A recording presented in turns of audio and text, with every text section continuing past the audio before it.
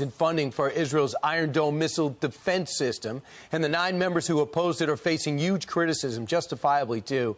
Michigan Congresswoman Rashida Tlaib facing accusations of anti-Semitism again, and AOC roasted for breaking down in tears, if you'd believe that, on the House floor after failing to help her party block the bill. She voted present. Joining us right now is Senator Tim Scott. Senator, do you believe we're talking about an Iron Dome defense system being debatable in the House? I can't believe it.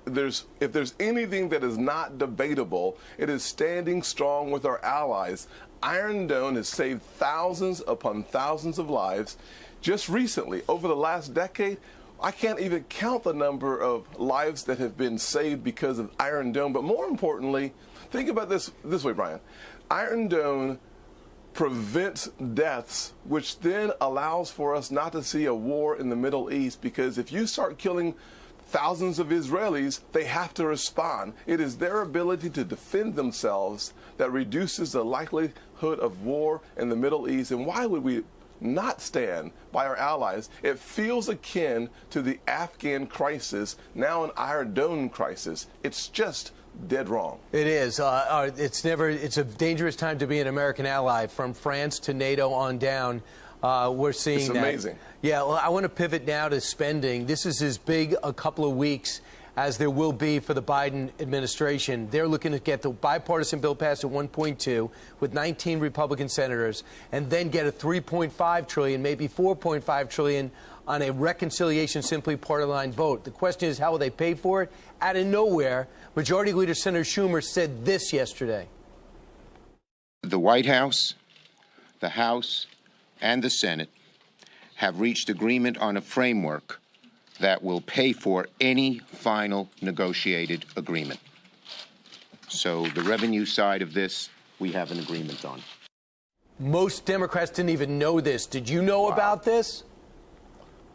Absolutely not. And what that tells me is that, A, it's impossible to raise taxes enough to spend $3.5 trillion. So the size of that deal is coming down. But more importantly, when you start talking about tax increases, you're going to have a reduction in revenue for years 5 through 10. The first few years, you may see a spike, but then it plateaus and it goes down.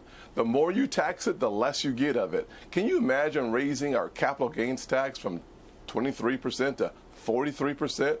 You're going to attack farmers by cutting the inheritance tax down, the threshold, the deductible that's related to it. How would you do that to our farmers in America? You're going to make it harder to pass assets from one generation to the next generation, and then we're going to ask them to continue to provide the food and the resources that we need around this country. It is the wrong direction. But Brian, don't let the price tag fool you.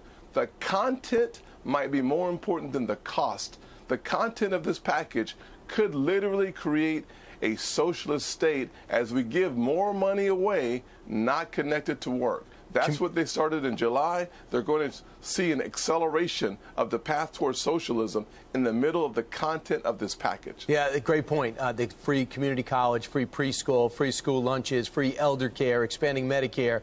That's just off the top of my head that's going to be jammed in this bill.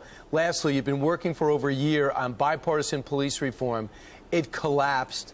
They are blaming, Cory Booker is blaming Republicans. Quote, "We made it clear from the beginning of our negotiations that a bill must ensure true accountability, transparency, and the policing standards necessary to bring an end to the horrific incidents of violence Americans are routinely seeing, like the murder of George Floyd.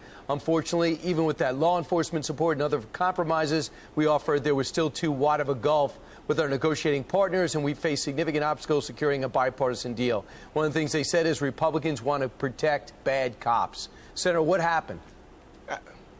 That is ridiculous. The bill that we had negotiated included dealing with bad cops. So here's what I'm not going to do.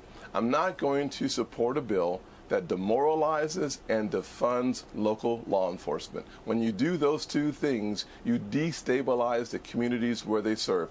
Everyone knows that change requires resources, and what the Democrats wanted to do was to tie accreditation to more money or less money. They literally said, if you do not become an accredited department around this nation, we will cut your ability to apply for grants. I'm not going to be a part of defunding the police by making them ineligible for the 2 major grants that come from the federal government to local police. And remember, Brian, this is an issue that was caused by big liberal cities failing to do what they're asking us to do. They could have done it themselves. Minneapolis, Cleveland, Los Angeles, Portland, Seattle, these big cities with a blue mayor and blue city councils could have done all of this work themselves. Don't let them steal the microphone. Get your side out. That's what you hear this morning talking about. Senator Tim Scott, thanks so much.